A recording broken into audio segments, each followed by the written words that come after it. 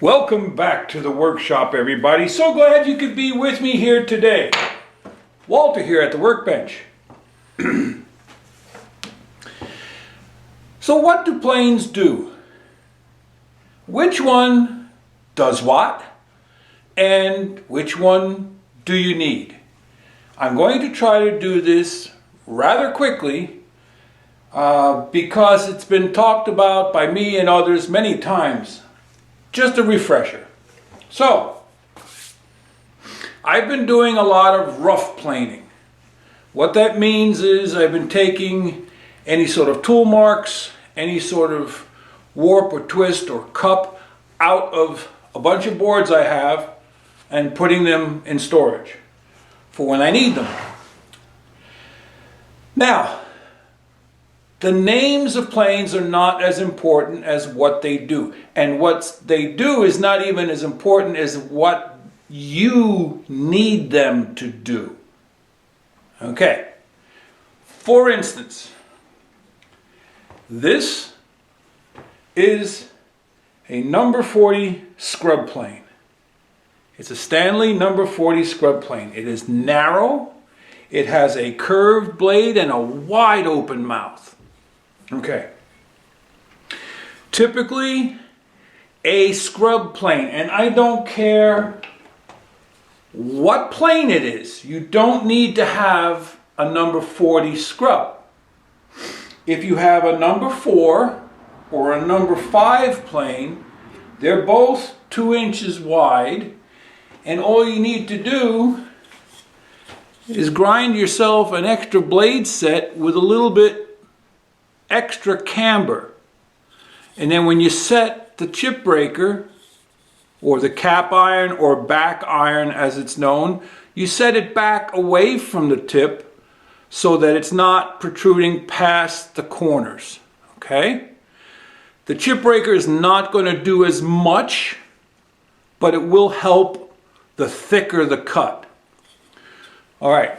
So if you have a spare blade set, and it can be generic, it doesn't have to be an expensive blade set, you can pick them up secondhand. You can even take the original if it's in pretty bad shape and make it into a scrub blade and keep that on hand.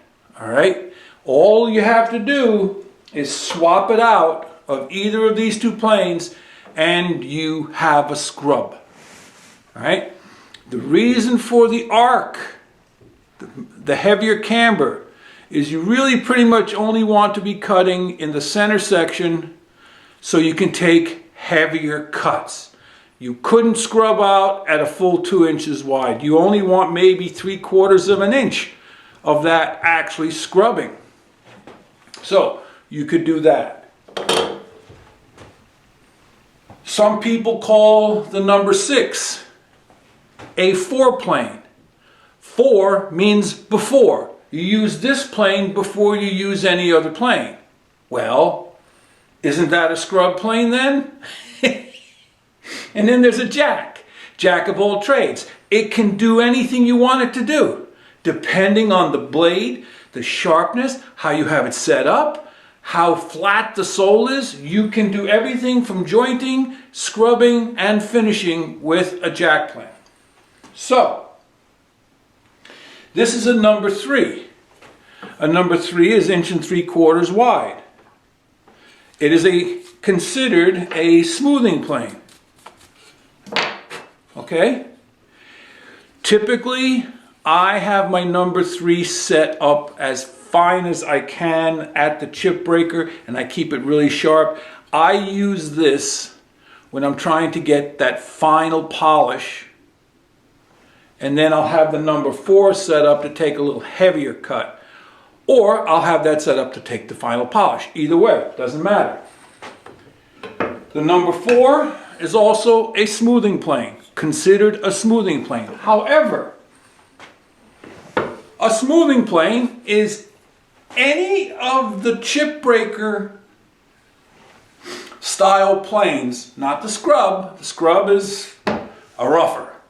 But any of the planes from 1 all the way on up to 8, any of them can be set up to do rough work, to do fine work, to do smoothing, or to do jointing. But it depends on your work. All right? If you're making miniature doll furniture, or if you're making small boxes, you can use, I don't have a number 1 or 2, but you can use anything from a number 3 down. And you can do jointing, you can do surfacing, you can do smoothing, you can, whatever, all right? But if you're going to get into something, generally speaking, it's the length of the plane plus half, so, or 2 times. If your wood is twice the length of your plane, then that's kind of the maximum length to get any sort of leveling, all right, to be able to smooth out the surface. Not so much smooth it out, but to try it out, to true it. So when you go to a number 6, you go twice that length. You go to number 7, you go twice that length, and go to number 8. Now you're up to tabletops and bar tops and long benches and so on. So what about smoothing? Well, if I fine-tune my number 6, 7, or 8, and I have it set to take the finest cut they can take, chip breaker set tight, they will smooth your tabletop. The only difference is, because of the longer length, they want to bend and twist a little, and they also ride the highs and lows of the boards, so you don't get, most of the times you don't get full continuous shavings as a smoother with a big plane. You can do it, but you're better off with a shorter plane for the final smoothing. So let's look at this in action today. I've been using my number 6 a lot lately, but typically my go-to plane has always been the number 5 because of the size of my hands. The number 4 is very similar in fit, but when I start getting down to the number 3, I tend to grip it more this way instead of this way. So we'll put the number 3 aside, and we'll put the scrub aside. Number 4 and number 5 we won't be using right now, and I'll show you the typical uses of each plane. Got a piece of red oak here. Now, I consider this rough sawn, but it actually was never sawn. It came from a veneer mill, and this was a leftover. So the first thing you want to do is look at your grain direction, and this is kind of an iffy one, and it might help me show you something, but I believe it's going this way. So I usually mark my straight line on the end that I'm planing from to. So if we flip it over, it should be over here. But we'll find out. Now here's the thing. When you're talking about a scrub plane, this is my wooden, what I kind of call my jack, but it could be a scrub plane. You see how wide open that mouth is? All I have to do is put a little bit of a camber on that blade, and this could be a scrub plane. This has no chip breaker. This has no cap iron. It's just got an iron, that's all. So you're working with just the bevel. Keep it sharp. If your wood is straight grained, you can do almost everything with just an iron blade plane. But sometimes the wood goes like this, and that's where the chip breaker comes in. So, first plane up would be the scrub. I've got this set, I don't know if you can see it, don't know if you can see how much of a cut is going to come out of that. I'm going to try to get it lined up here. Maybe you can see it, maybe you can't. It's not much, it's maybe a 16th. So, first I want to see where it's resting on the bench. So this corner and this corner are touching. So I want to take some from here and here. Just a little.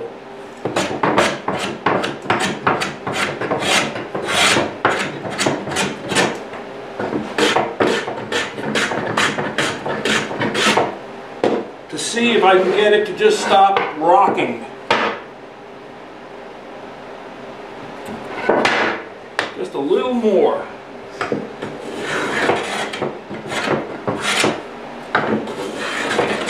Now, some people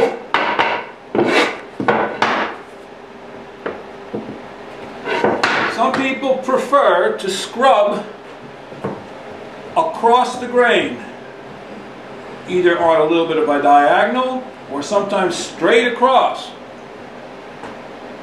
I'll do that if it's a really wide board. Narrow boards like this, I don't bother. And this way, I also learn if the grain is going to behave itself or not. There we go. The rock is gone. It's not flat. It's not flat, but I got rid of some of the high spots there and there. And it is touching in the middle, so we might be doing okay here. Flip it over. I do the same thing on the top. Just, I know there's a belly in the middle here. Just go across. Now I got a little bit of resistance there. I think the grain is coming up there. And I'm getting a little bit of tear out. So this wood is got a little bit of action. See how it's pivoting in the middle? High spot right there. So this is where I might go a little bit on an angle. Go the other way. Come down the middle.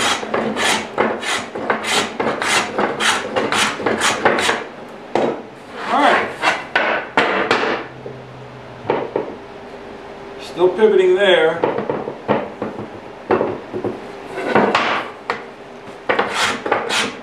So, I guess the way they got the name scrub plane was because you sort of, you know how you scrub the floor? You go back and forth. Now, when I use planes and I go forward, I don't pull it back on itself. I tilt it a little or I pick it up. If you tilt it a little, you're just riding on the corner of the plane. If you pick it up, you're not adding wear or friction to your plane blade.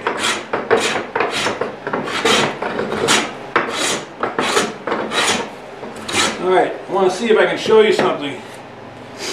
Right here, there is some tear out. Alright, so if it's minimal tear out, I usually don't worry about it at an early stage because I know I'm going to plane it off. But if I'm getting anything heavy, then I'll stop. And in fact, we could even, grain's going this way. We can try turning it and see. This would be a good time to try. And see if that's any better or worse.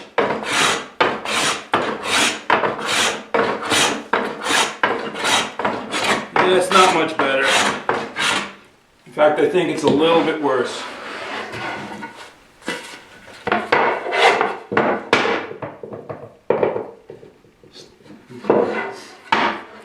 Alright.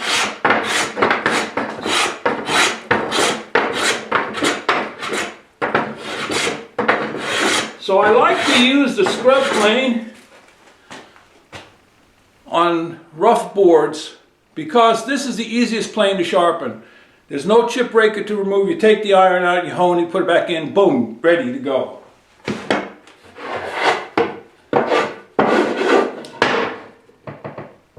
Alright, that's close enough. I don't want to make too much tear out. Now, at this point, I'll make some lines across the board because I want to see my progress.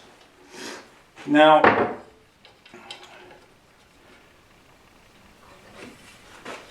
the number 6 has got some weight to it. The 5 is a nice plane, or a 5.5 would be good for general purpose work. The 6, you got a little more length, you got some added weight. Okay. See, we're just getting the high spots.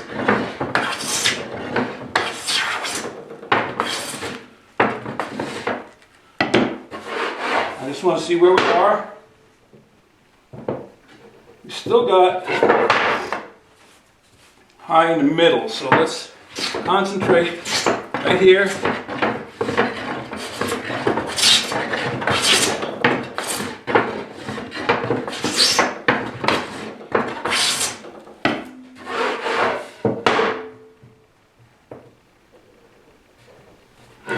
Almost there.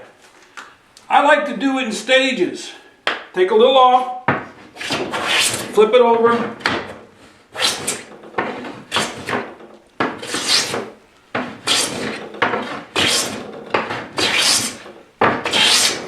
now I'm starting to see something in this wood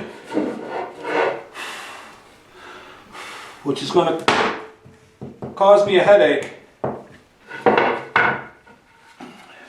You see the tiger stripe? I don't know if you can see that. Stripes are reversing grain in here. So that's going to require finer and finer cuts.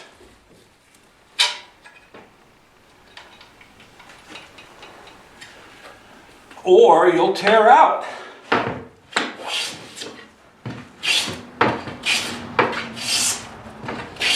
That's why when you're using the scrub, you need to stop sometimes way sooner than you would like to.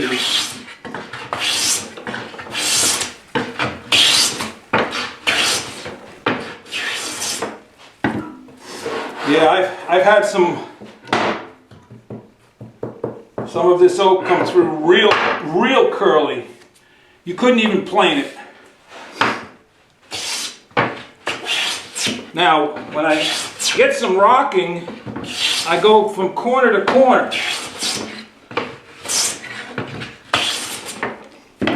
That way you get rid of the high spots. Now we're back high in the middle again.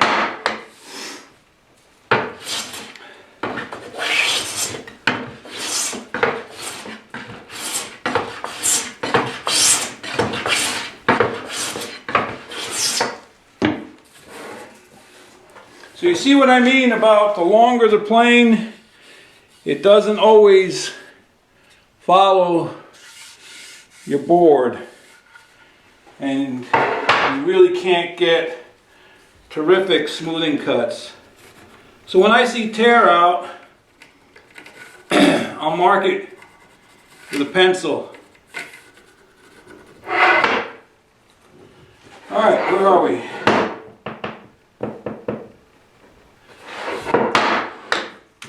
Middle.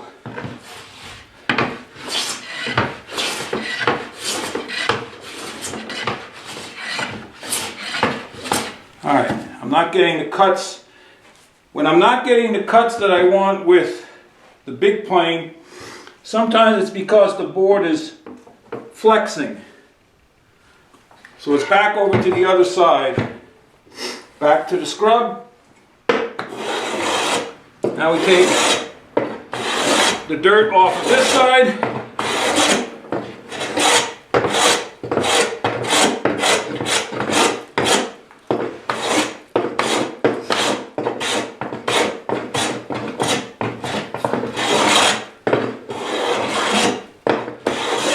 a hollow right in here. I'm going to work out. It goes pretty quick.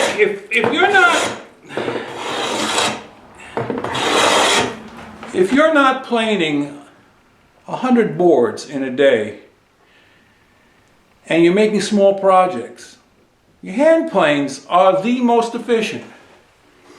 You waste less wood. You can get it flatter. And you can save yourself a lot of money and tools. Alright. That's about all I want to do there. Once again, mark the tear out if you see any. Mark your low spots.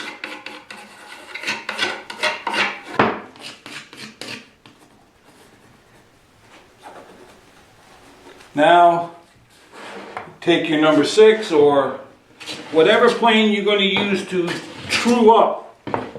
See, if I let the plane, take my hand away, let the plane right over the end, I won't be causing it to nosedive.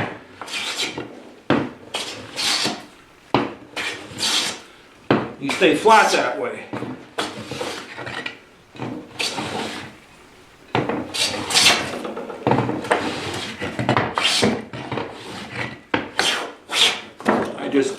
I just adjusted it thicker to get through some of these low spots. It's harder to push, but sometimes you gotta get through it.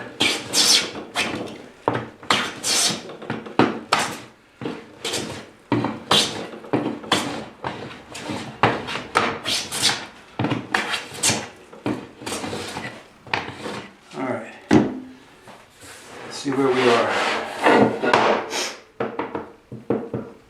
Corner to corner. So I'm going to go back to the scrub because it seems like there's a lot more wood that has to come off this end.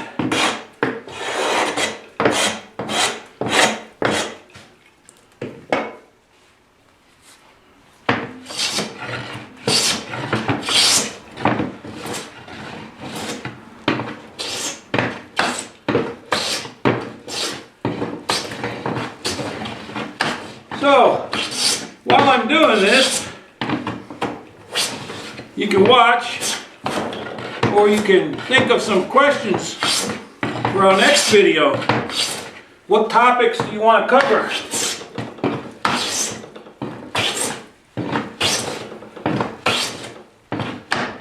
What problems are you having in your workshop?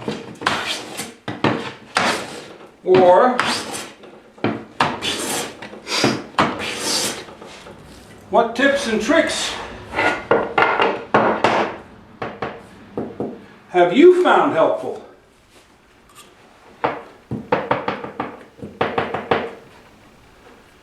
See, it's rocking, so it means the middle. Every once in a while, look down your board, see if there's anything unusual.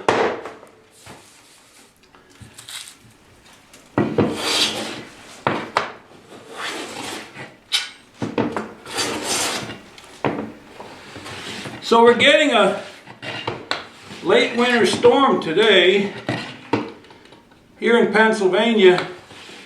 It's not spring here until it's 4th of July. I know that sounds silly, but seriously, that's what it feels like sometimes.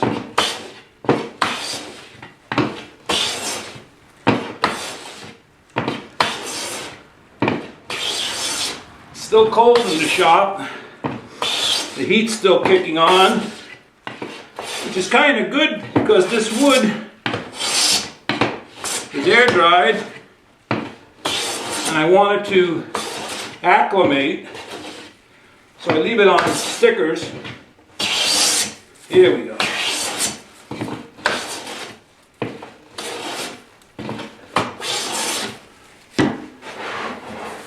Progress.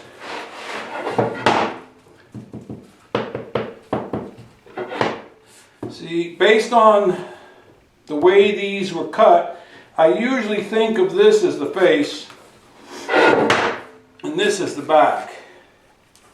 But sometimes, depending on how they clean up, the reverse is true. Because this is towards the center of the log.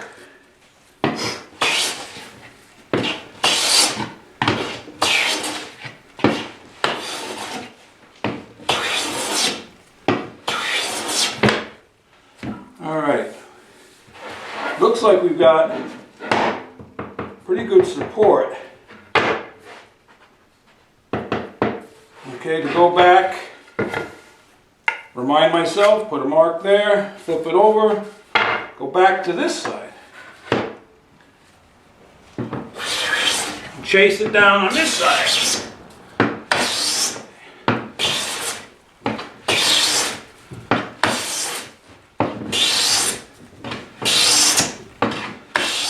Now, when you use a plane, you use two things. You use your arms and you use your body. So, the longer the board, you have to use both. Body, arm.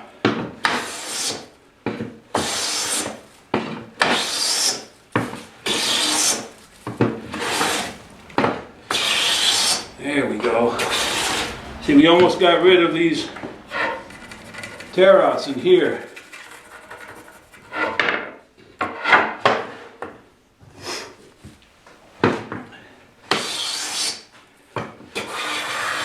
Pretty amazing to see the veneer sliced off of these.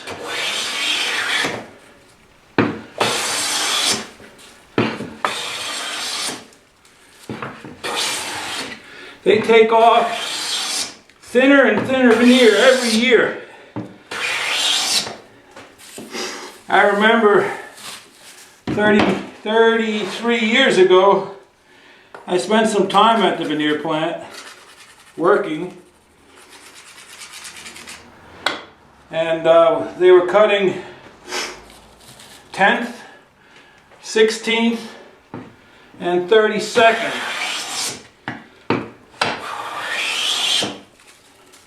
Now they're cutting under 32nd. Goes according to metric scale now. There we go. So there. Clean, smooth. Is it flat? No. Almost. A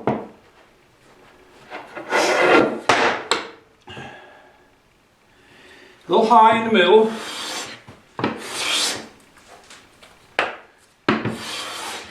So I'll take passes only in the middle. Then I'll lengthen it.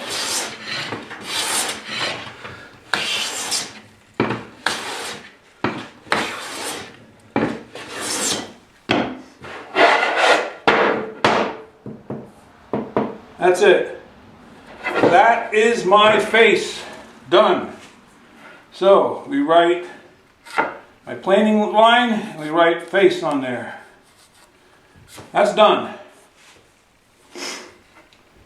Flip it over. Progress lines.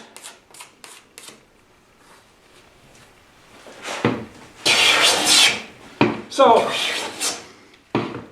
if this number 6 produces a finish that is smooth enough, it's technically a smoother, correct? You have to remember, it all depends on your project more than anything else.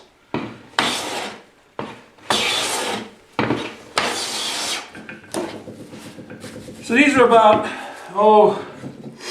2000s, maybe 3.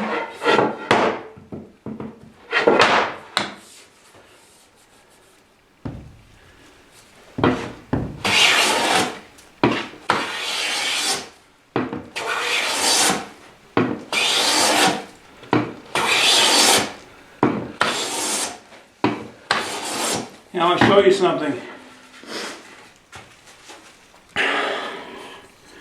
Yeah, The big guy gets out of breath. See this staining in here? A lot of that is caused when this side, remember I said this is the back, is on the machine. It's wet wood touching steel. And so that's an iron reaction stain. I don't want that on the face of my work, so that's why I try to keep these as the back.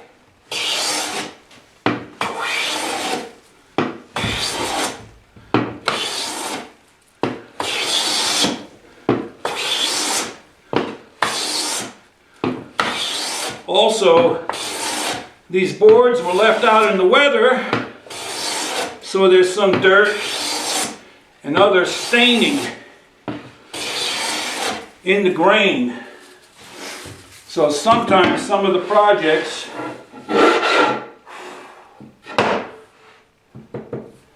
I'll use colorant to hide that. Alright, still got a lot of tear out there.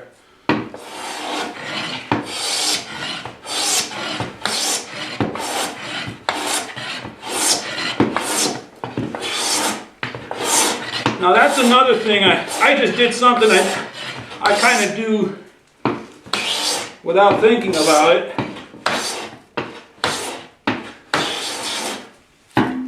And that is when you're working, excuse the sniffles, it's cold in here. When you're working, you don't have to start all the way on the back of the board.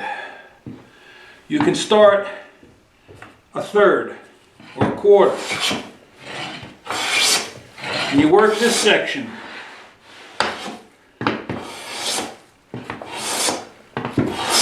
Step back. Work a little further. Step back. Work a little further. Step back to the end. Work the end.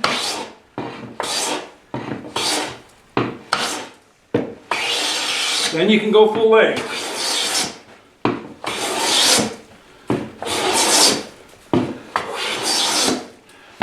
So during this whole time, this plane is getting more and more dull. You can feel it.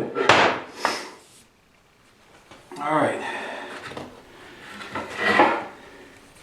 Hate to make this so long, but I want to get rid of these tear outs for you and show you one last thing.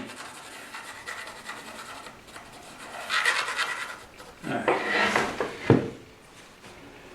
So the blade is getting dull.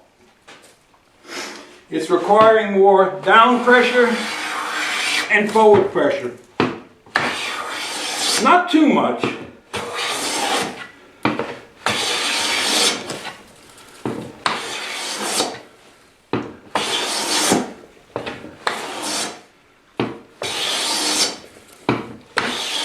But you start to feel it.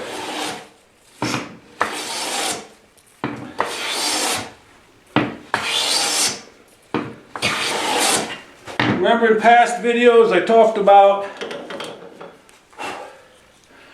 how the bevel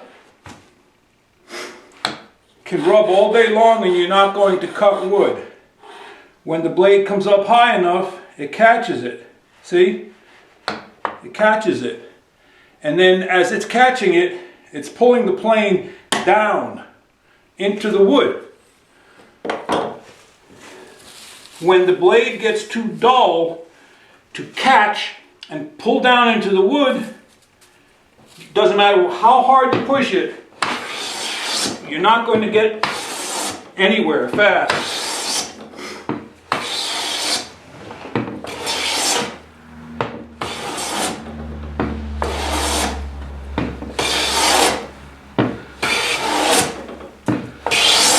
Now this is where it gets tricky.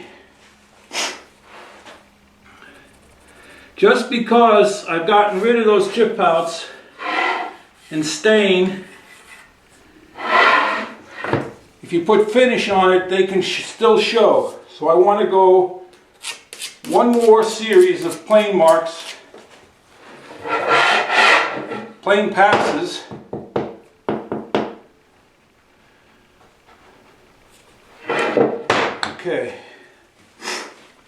high here, here, here, here, here.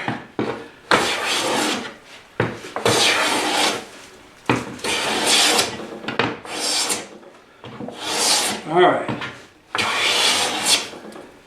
End to end. Clean. Clean.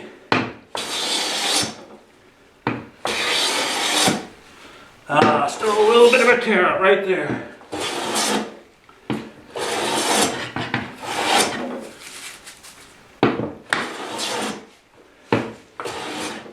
All right, let's try.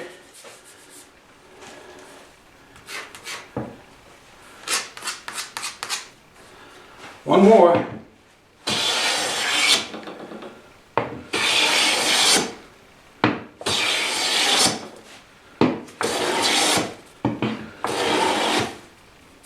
Tiny fleck there.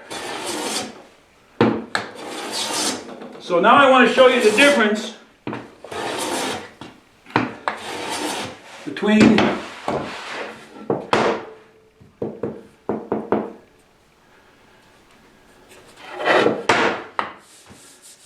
the number 6 and then the smoothing that can be done with a properly, yeah, that's good enough, properly set up smoother. So here we have the number 3.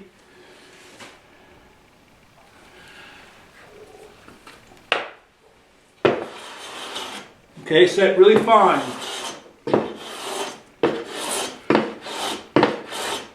Going across the middle first because there was a slight high spot. See the difference in the shavings? This is thousandth or under. And I'm not putting a lot of pressure on it. I'm just guiding it. Nice and easy.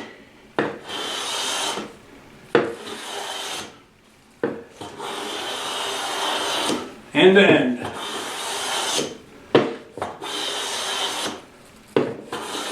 See, right at the end, I'm not really holding any pressure down.